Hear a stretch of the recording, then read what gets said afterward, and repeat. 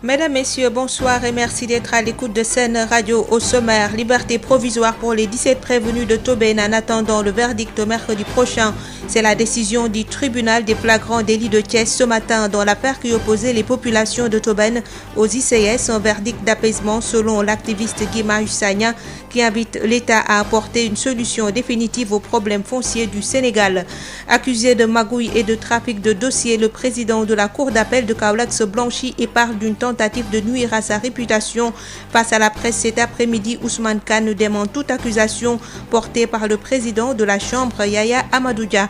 Et puis, le coronavirus continue d'étendre son emprise au Sénégal. Ce vendredi, 130 nouvelles contaminations, dont 73 issues de la transmission communautaire. Des cas communautaires qui s'élargissent dans presque toutes les régions du pays. 38 patients sont dans un état grave. En Côte d'Ivoire, une manifestation à l'appel des responsables féminins de l'opposition contre le 3e mandat du président Alassane Ouattara a été dispersée par la police. À suivre également en fin d'édition Info-Éco qui complète cette édition en mise en onde par Pape Abdoulaye Dieye. Marie-Rosalie Ndiaye. Parlons de cette manifestation ce matin des jeunes de Lamsar, commune de Tivaouane Diacksao. Ils ont barré la route nationale pour dénoncer l'arrêt des motopompes qui a occasionné des dégâts avec des fortes pluies enregistrées ce matin. Les jeunes ont été dispersés par les forces de l'ordre. Moussa Thiam. Un affrontement a éclaté entre les forces de l'ordre et les jeunes des quartiers Lamsar et environ qui ont barré la route et brûlé des pneus sur la route nationale. Ces jeunes ont déversé leur colère sur la route suite à la panne de la motopompe qui a occasionné des inondations dans leur quartier. Ils ont été dispersés par les forces de l'ordre. Le trafic sur la route nationale perturbé durant une bonne heure. D'aucuns préfèrent descendre des véhicules de transport pour marcher, évitant la longue file de véhicules. Les fortes pluies de ce matin ont aussi accentué le carvet des populations de Thiaroye-sur-Mer. On nous signale que la maternité est envahie par les eaux de pluie. C'est la même situation à la cité Sotrac de Keur Massar. La seule pompe disponible achetée par les populations est tombée en panne. Les populations risquent de dormir à la bête étoile, s'inquiètent-elles. Tout comme les parcelles assainies de Keur Massar, on patauge pour vaquer à ses occupations. À Guédiawaye, c'est l'école 20B de la cité Djunkope à Notaire et qui est inondée. Les élèves ont dû faire leurs examens de CFE, les pieds dans l'eau. Dans la commune de Thiaroye-sur-Mer, c'est l'arrêt des travaux de réhabilitation de la route Diamaguène qui a accentué la situation. Les rues des quartiers Amdallah et Biafra qui servaient de détour barrés par les jeunes de la localité qui craignent de recevoir dans leur maison le trop-plein d'eau de ruissellement de la rue. Les fortes pluies de ce matin ont occasionné des désagréments dans certains quartiers de la banlieue qui risquent de dormir à la belle étoile si le ciel continue d'ouvrir ses vannes et que les opérations de pompage ne sont pas renforcées. Banlieue dakaroise, Elas Moussa Thiam, Radio Sud FM. Merci beaucoup Moussa Thiam. Je vous l'annonçais, les 17 prévenus de Tobène qui étaient ce matin à la barre au tribunal des flagrants délits de Thiès ont tous bénéficié d'une liberté provisoire. Le verdict du tribunal dans cette affaire qui oppose les populations de Tobène aux ICS. Un conflit foncier est attendu mercredi prochain. Babacar Ndao. Après une semaine passée à la maison d'arrêt et de correction de Thiès, les prévenus de Tobène ont retrouvé leur famille. Ce vendredi, une liberté provisoire leur a été accordée par le tribunal des flagrants délits de Thiès. Un verdict d'apaisement selon Maître Adama Fall, porte-parole du jour de la défense. Force est de reconnaître que les personnes qui ont été déférées l'ont été à tort. Force est de constater que les personnes qui ont été jugées aujourd'hui ne sont en rien responsables des faits qui leur sont reprochés. Ils doivent recouvrer la liberté, ils doivent retrouver leur famille. C'est des gens qui ont posé une revendication légitime, un droit qui est consacré par la Constitution dans sa sacralité, le droit à la terre. Je pense aujourd'hui, si on veut une solution définitive à ce problème, il faut s'asseoir autour d'une table et négocier avec les populations. Au total, 13 avocats se sont constitués gratuitement, en majorité des avocats de l'association des jeunes avocats du Sénégal. Maître Khourechiba, coordinateur du pôle d'avocats, se réjouit de la décision du tribunal de Thiès. Vous vous attendiez à cette décision, Maître Ba? Absolument, je m'y attendais, tout à fait. Bon, l'enseignement, c'est que nous avons affaire à des jeunes juges qui ont faim, dans un contexte délétère, au plus mal d'ailleurs. Nous avons insisté pour que les jeunes avocats soient présents. Ils auraient pu être une bonne centaine. Malheureusement, le chevauchement des audiences a fait que ce n'était pas possible. Mais pour l'exemple, si nous avons une décision de ce genre qui pousse les juges à entrer en délibéré pour sortir une décision motivée, parce qu'il s'agit quand même d'un dossier où on juge une vingtaine de personnes, je pense que c'est bon pour faire avancer la cause du droit dans ce contexte il y a un véritable problème de gouvernance minière qui se pose. L'affaire Toben ICS, prise très au sérieux par les autorités policières de Thiès qui n'ont pas lésiné sur les moyens. Dès les premières heures de la matinée de ce vendredi, tout l'environnement du palais de justice de Thiès a été barricadé avec un nouveau trafic urbain ponctué de déviations obligées aux usagers de la route. Babacar Ndao, Thiès sur FM. Merci beaucoup Babacar Ndao. Liberté provisoire donc pour les 17 prévenus de Tobène en attendant le verdict mercredi prochain. Une décision saluée par les populations de Tobène qui se sont déplacées en masse au tribunal de Thiès. Selon leur porte-parole, il reste toujours ouvert à la négociation. Cher Top au micro de Babacar Ndao. Bon, aujourd'hui, nous allons dire que deux sentiments nous animent. D'abord, un sentiment de satisfaction de voir que ces pauvres et innocents paysans à qui on avait retenu pendant tout ce temps ont été libérés. Donc c'est un sentiment de satisfaction de voir que les innocents sont aujourd'hui libérés en liberté provisoire, mais également un sentiment de tristesse de voir que ces pauvres et innocents paysans sont restés pendant longtemps éloignés de leur famille. Pendant tout ce temps-là, ça a semé, on peut dire, la panique générale au sein du village de Tobène, parce que ce temps a été vraiment très long, puisque de retenir des gens qui se défendaient pour des causes très nobles, on les a retenus. Vraiment, ça a été vraiment un sentiment de tristesse pour tout le monde. Notre position a toujours été d'appeler les autorités concernées à une négociation. Je rappelle que notre position a toujours été, nous disons toujours que nous n'avons jamais refusé de céder les terres aux ICS, mais juste que nous réclamons un barème d'indemnisation qui sera équitable et juste. Ça a toujours vraiment été notre position. Un verdict d'apaisement salué par l'activiste Guy Marius Sagna qui invite l'État à apprendre de ses nombreux conflits fonciers et d'y apporter une solution définitive. Guy Marius Sagna est au micro de Babacar Ndao. Nous sommes soulagés parce que tout simplement nous pensons que les paysans de Tobène, Makadjeng et Kermagé n'auraient jamais dû être arrêtés, n'auraient jamais dû être jugés. Ceux qui devaient être arrêtés et jugés, ce sont les ICS. Ceux qui devaient être arrêtés et jugés, ce sont en fait c'est l'État du Sénégal qui en complicité avec les ICS volent le foncier des Sénégalais. Maintenant, la lutte continue. La lutte continue pour une liberté définitive.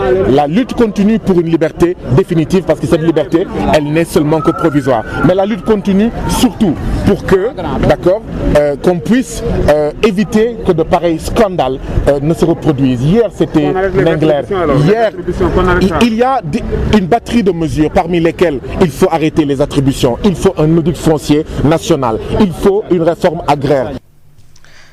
Accusé de magouille de trafic de dossiers par le président de la Chambre, Yaya Amadou Dia, le président de la Cour d'appel de Kaolack dément formellement ces accusations. Selon Ousmane Kane, une indiscipline notoire au sein de leur corporation commence à ternir l'image de marque de certains de ses confrères dignes et honnêtes. Le magistrat ajoute que son confrère Yaya Amadou Dia fouillait discrètement des dossiers pour essayer de le nuire, lui et le procureur général près la Cour d'appel de Kaolack.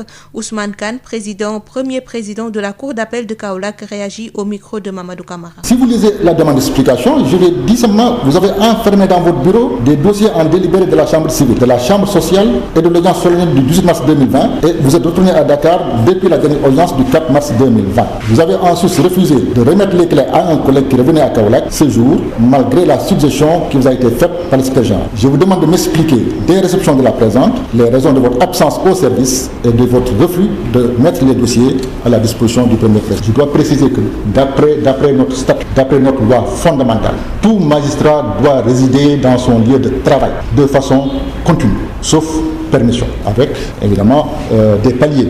Jusqu'à tant de jours, c'est le chef de juridiction, jusqu'à tant de jours, c'est le premier président de la Cour d'appel, jusqu'à tant de jours, c'est le garde des Sceaux, ministre de la Justice. Beaucoup de nos magistrats, notamment de la Cour d'appel, sont des résidents de Dakar. Ils viennent pour les audiences le matin ou la veille, et après l'audience, ils sont repartis. Et ils ne reviennent que la semaine suivante, s'ils ont des audiences hebdomadaires, ou la quinzaine suivante, s'ils ont une audience tous les 15 jours. Je parle sous le contrôle du procureur. À chaque fois qu'on a tenu une assemblée générale, j'ai attiré leur attention sur leur obligation de résidence. Et je leur ai dit, je vous comprends, vous êtes jeune, vous avez vos épouses ou votre épouse à Dakar, vous avez des jeunes enfants. Je peux comprendre que vous puissiez résider éventuellement à Dakar, mais à condition que le service n'en pâtisse pas. Mais si j'ai besoin de vous, vous devez être à ma disposition. Si j'ai besoin d'un dossier, vous devez me remettre le dossier, c'est instant. Alors que vous avez une obligation légale de résider ici. Si vous le faites, vous violez votre statut. Quand il a reçu la demande d'explication, bon, certainement aussi avec l'ouverture de son bureau, il a été effarouché. Ouais, il nous a envoyé la lettre particulièrement désagréable, particulièrement désobligeante que vous avez tous lu dans la presse en début.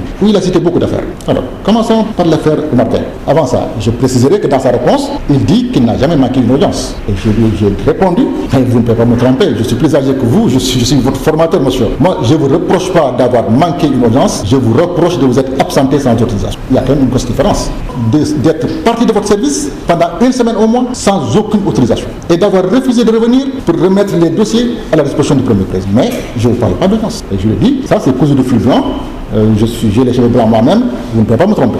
Sud FM. Parlons à présent du coronavirus qui continue d'étendre son emprise au Sénégal. Un décès et 130 nouvelles contaminations, dont 2 cas importés à l'AIBD et à Diofior, sont notifiés ce vendredi. 73 cas sont issus de la transmission communautaire dans plusieurs localités, notamment le sud du pays. 38 cas graves sont pris en charge, précise le directeur de la prévention, Dr Elhaj Mamadou Ndiaye. Sur 1421 tests réalisés, 130 sont revenus positifs, soit un taux de positivité de 9,15%. Les cas positifs se répartissent comme suit. 55 cas contacts suivis par nos services, 2 cas importés enregistrés au niveau de l'aéroport, dont l'un est enregistré au niveau de l'aéroport international Blaise Diagne de Diass, et l'autre cas importé a été enregistré au niveau de la commune de Diofior. 73 cas issus de la transmission communautaire font partie également des cas positifs. Et ces 73 cas dits communautaires se répartissent entre les quartiers et communes suivants. Ziguinchor en a 9, Mbour 7, Kaolack 6, Bignona 4, Kolda 4, Kédougou 3, Mékhé 3, Tivaouane 3, Bounkiling 2, Fann 2, Nord Foire 2, Richard Toll 2, Sacré-Cœur 2, Saraya 2, Thiès 2, Touba 2, Yoff 2, Les Almadies 1, Diourbel 1, Fatick 1, Foundiougne 1, Gibraltar 1, Guédiawaye 1, Joal 1, Khombol 1, Keur Massar 1, Louga 1, Mariste 1, Mbacké 1, Pikine 1, Rufisque 1, Sédhiou 1 et Vélingara 1. 115 patients hospitalisés ont été contrôlés négatifs et déclarés guéris. 38 cas graves sont pris en charge dans les services de réanimation. Un décès a été enregistré ce jeudi 20 août 2020. L'état des autres patients hospitalisés est jugé stable. À ce jour, 12 689 cas ont été déclarés positifs, dont 8 165 guéris, 262 décédés et donc 4 261 sous traitement. Parlons toujours santé avec ce projet de 5 nouveaux blocs opératoires et un scanner de dernière génération pour le centre hospitalier régional de Ourossogui. Une enveloppe d'1,3 milliard est mobilisée pour réhabiliter cette structure de référence, la première de la région. En attendant la matérialisation de ce projet, le seul appareil de scanner est en panne. Les patients référés à Touba, Abdourahmane Diène. L'appareil de scanner de l'hôpital de Ourossogui est bien en panne et ce depuis plus d'1 mois. L'information est bien confirmée par le directeur de la dite structure qui annonce toutefois qu'un autre appareil d'un tout autre calibre sera bientôt disponible pour les populations de la région de Matam. C'est vrai que le scanner est en panne depuis quelques mois, mais il faut dire aussi que ce scanner est un très vieux scanner de 4 barrettes. Nous sommes la seule structure à posséder à l'heure actuelle ce type de scanner. Et à toute chose, malheur est bon. Le ministère a quand même acheté un nouveau scanner pour l'hôpital de Ourossogui. Mais vous savez, ceux qui connaissent les scanners, c'est des grosses machines. Il faut câbler, décabler, tout ça pour l'installation. Mais d'ici le mois prochain, à coup sûr, le scanner va arriver. Nous allons passer d'un scanner 4 barrettes à un scanner de 34 barrettes. Cette nouvelle fort rassurante du directeur Mamadou Ndiaye est la résultante d'une synergie d'initiatives entreprises depuis plus de 4 ans. Aujourd'hui, une enveloppe de plus d'1 milliard est déjà disponible pour aider la structure hospitalière à voir les choses en grand. Depuis 2016, on a entamé la réhabilitation de l'hôpital de Ourossogui. Ces travaux-là devaient être d'un montant de 1,3 milliard de francs CFA, dont les 900 millions sont financés encore par l'État du Sénégal. À l'heure actuelle, Dans les comptes de la FADEMA, il existe au bas 300 millions de francs CFA sur cotisation des membres. Nous allons passer d'un bloc à 3 salles à un bloc à 4 salles, avec la maternité qui aura son propre bloc opératoire. Avec les travaux qui s'annoncent, les conditions de travail à l'hôpital seront optimales pour le personnel soignant. Les gynécologues n'auront plus besoin de venir au niveau du bloc central pour faire leurs opérations. Ils auront leur propre bloc opératoire. Donc l'ensemble de l'hôpital aura donc 5 blocs, 4 salles d'opération pour le bloc central et une salle d'opération pour la maternité. Et tous ces services-là seront rasés. La chirurgie, l'orthopédie, l'odonto. Pour la première fois, il y aura des constructions en hauteur ici. L'hôpital de Ourossogui est clairement en train de changer de dimension. Cependant, son directeur est formel. Le conseil départemental de Kanel et Ranérou n'ont jusque-là jamais mis la main à la poche pour soutenir le centre hospitalier. Matam Abdurrahman Diène pour Sud FM. À Saint-Louis, l'ASC Tiosan de Balakos a abrité suite à l'ASC Diaoling de Corniche les activités du concept Coronavetan visant à convertir l'énergie des jeunes des différents quartiers à la lutte communautaire contre la Covid-19. Des séries de formation, des ateliers de sensibilisation, entre autres, sont au cœur du programme de ces activités qui seront organisées au niveau de toutes les 132 ASC de la commune de Saint-Louis, nous dit Yves. Les responsables du mouvement Perspective Saint-Louis 2024 poursuivent toujours le combat contre la Covid-19 à travers leur concept dénommé Coronavetan. Une manière pour eux d'inciter les jeunes à s'engager davantage dans la lutte communautaire contre cette pandémie. Pape Aboubakrin Diallo est le vice-président de ce mouvement. Ce qu'on appelle Coronavetan, c'est-à-dire utiliser l'énergie des ASC pour participer à la lutte communautaire.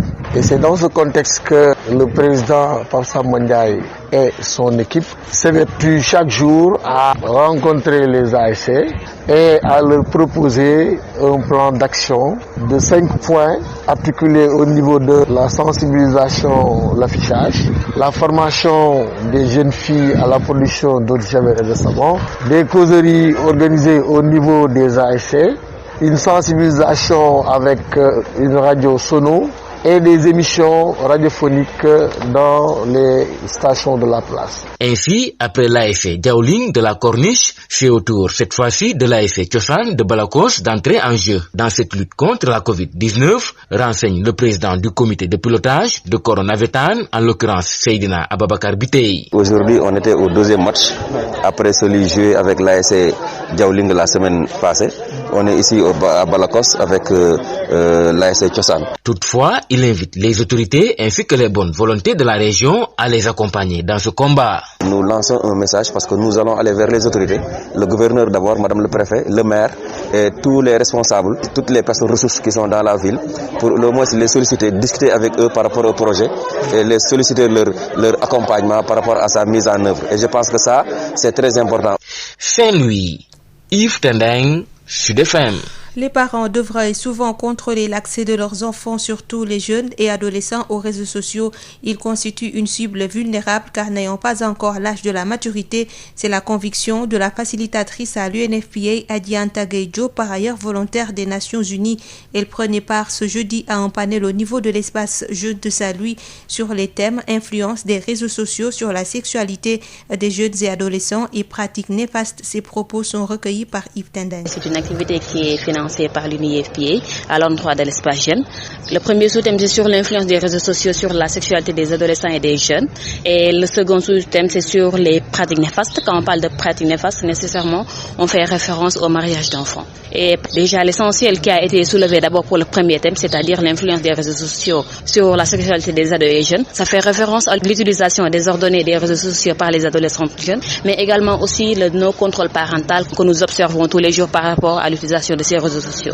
Comme nous le savons, aujourd'hui, quand on parle de réseaux sociaux, on inclut WhatsApp et nous savons qu'actuellement, au niveau du Sénégal, 99% de notre population utilise ce réseau, surtout les adolescents et les jeunes, et malheureusement, ils sont confrontés à une influence énorme venant de ces réseaux-là. Pour les adolescents jeunes, comme nous le savons, c'est une cible qui est vulnérable. C'est des jeunes qui n'ont pas encore l'âge de la maturité, ce qui fait qu'ils sont vulnérables parce qu'ils ne savent pas ce qui est derrière ces réseaux-là. Alors là, la responsabilité des parents est soulevée, mais également aussi la responsabilité aussi de l'État est soulevée, parce que c'est un jeune qui a 10 ans, qui a un smartphone et qui se connecte jusqu'à des heures tardives, on ne peut pas contrôler ce qu'il fait et ce qu'il ne fait pas. Je pense que sur ce point-là, la responsabilité des parents est carrément pointée du doigt. Le sous-thème 2, c'est sur la question des mariages d'enfants. Quand on parle de mariage d'enfants, on parle de mariage d'une jeune fille au Sénégal. Une jeune fille qui a 16 ans a légalement le droit de se marier.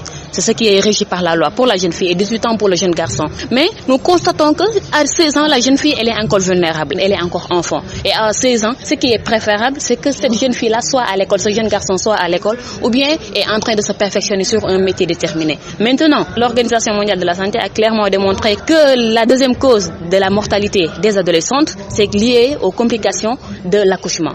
Alors ça nous interpelle directement. Sud FM, l'info, c'est ici.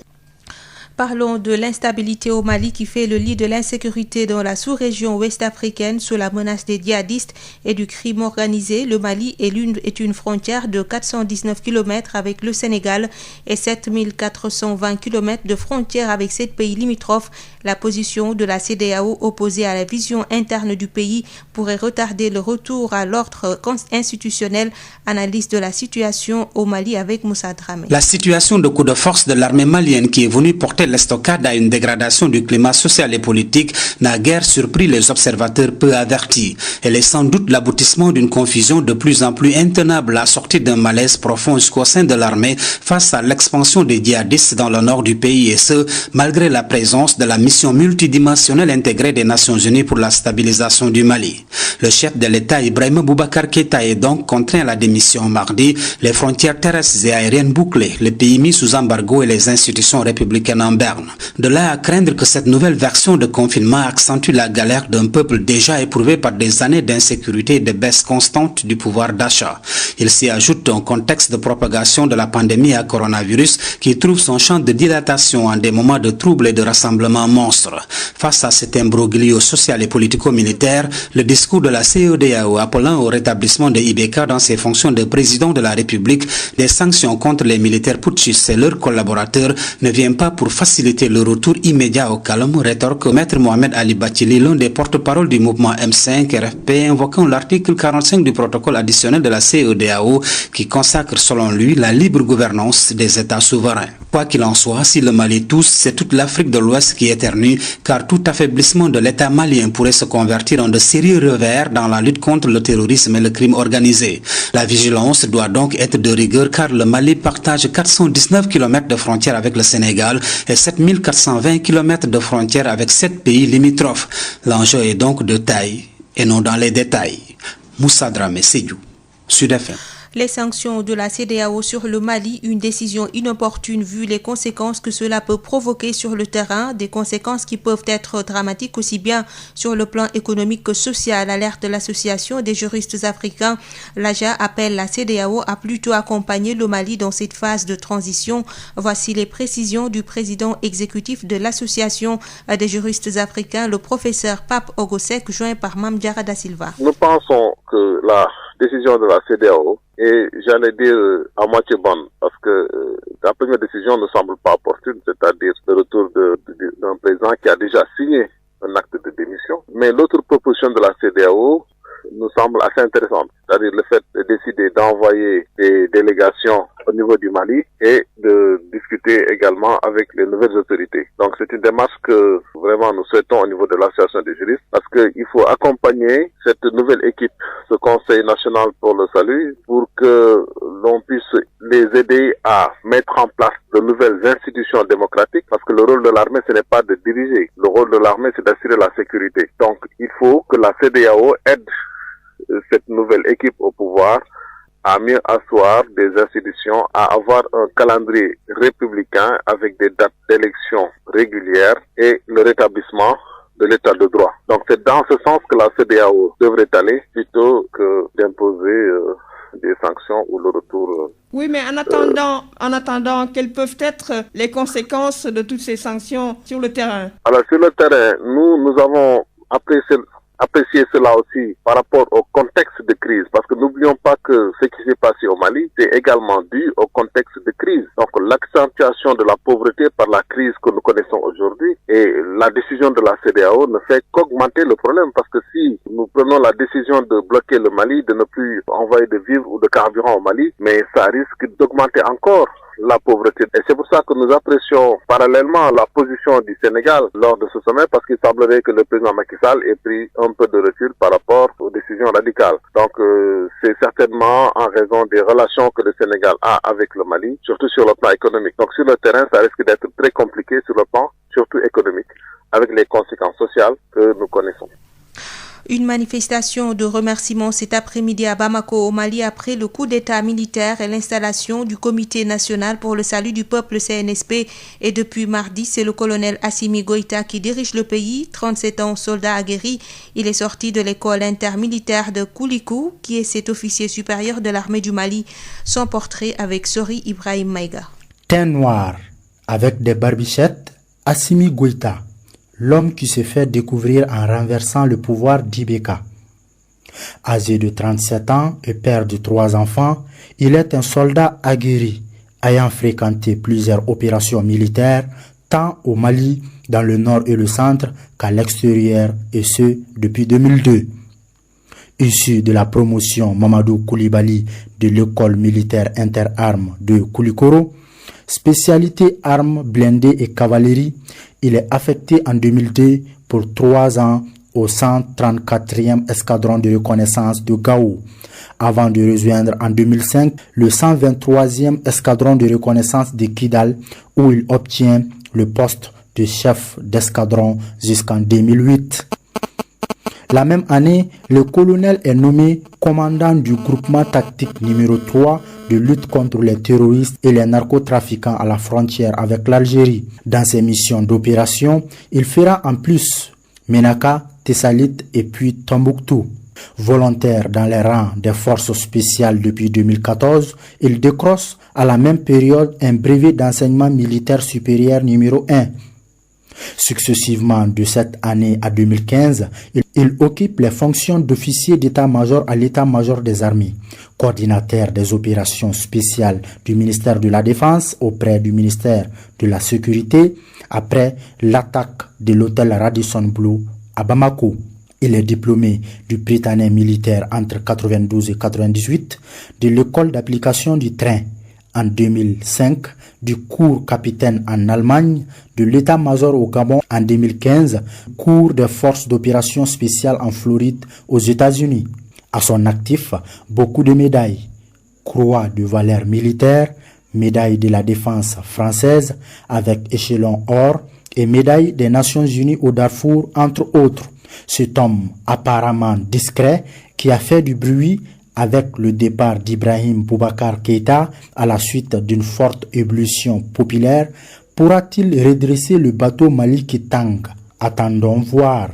Sori Ibrahim Mega, Bamako pour Sud FM.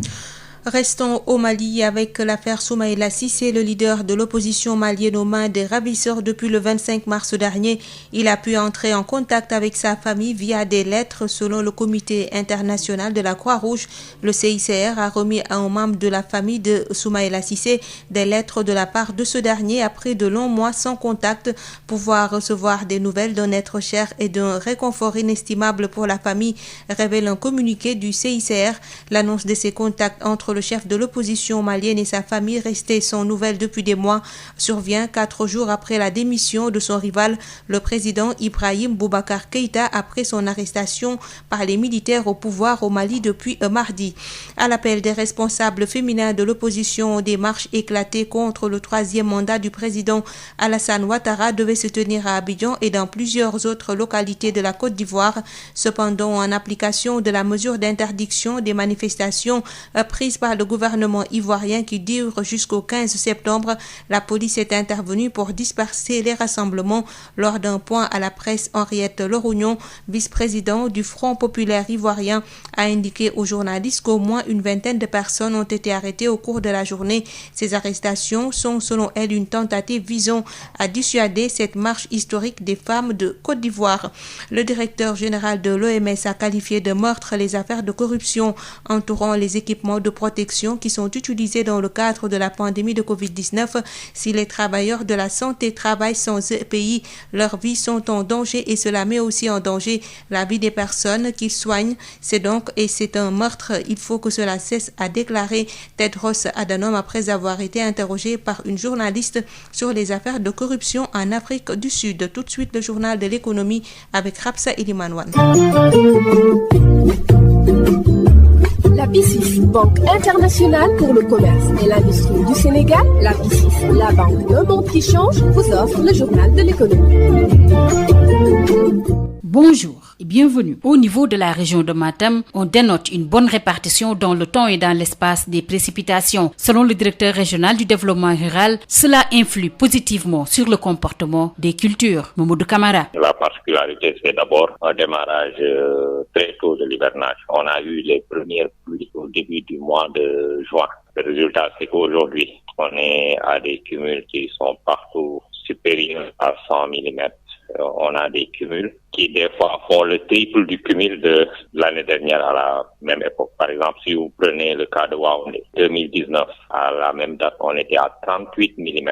Aujourd'hui, on est à 392 mm. Tinkubamambé, on est à 372. Guitilot, on est à 234 mm. On n'a pas jusqu'à présent eu de pause pluviométrique. Le résultat, c'est un bon comportement des cultures. On a du maïs en verre dans la région. Là, à ce niveau-là, il faut peut-être relativiser parce que ce maïs en verre, on l'a obtenu parce que les champs ont semé début juin et l'ont fait sous irrigation jusqu'à ce que les pluies interviennent et l'hivernage a pris le relais. Dans le département de Kanel, certains semis de sorgho sont aujourd'hui au stade épiaison. Ici, peu de temps, ce sorgho-là va arriver à maturité. Et le niveau du fleuve actuellement et son évolution présage un bon remplissage des cuvettes décrues. Et si cela continue, on peut espérer de bonnes emblavures pour les cultures décrues et de bons résultats. Pour ce qui est de la situation phytosanitaire, le DRDR de Matam rassure. Suite aux missions que nous avons faites sur le terrain et suite aussi au feedback qu'on a des producteurs, jusqu'à présent, on n'a pas de problème phytosanitaire, ni problème de chenille, ni piqueur susteur, de rien. Non. Le journal de l'économie, c'est fini. Merci de votre fidélité.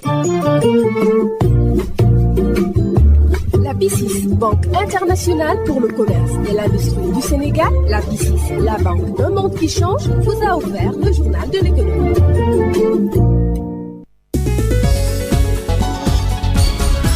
Marie-Rosalie Ndiaye.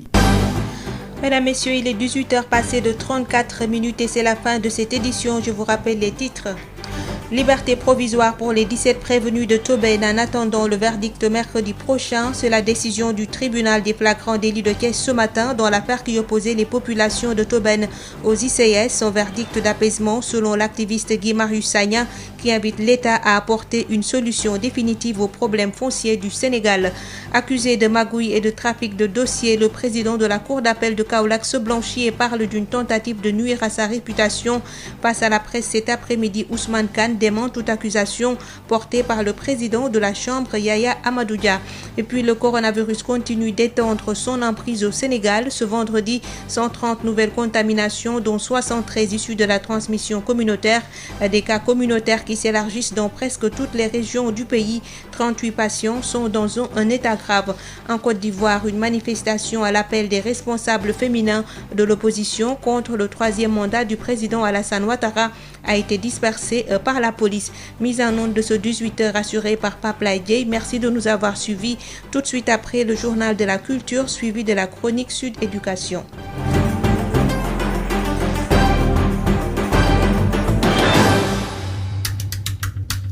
Sud Éducation. Nous sommes des